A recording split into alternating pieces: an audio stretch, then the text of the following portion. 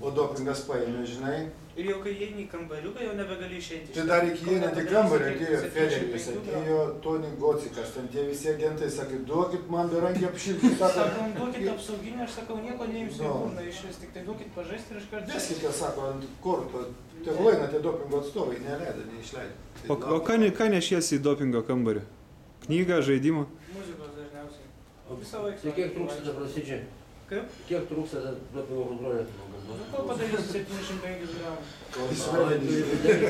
Žiūrint, kur lošia, jeigu karštoj saulė, tai ilgai reikia laukti. Iš daug išeina vandens. Na, čia valandą, 10-15.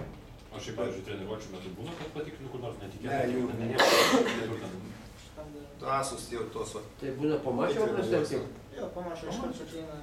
Bet nepakvies.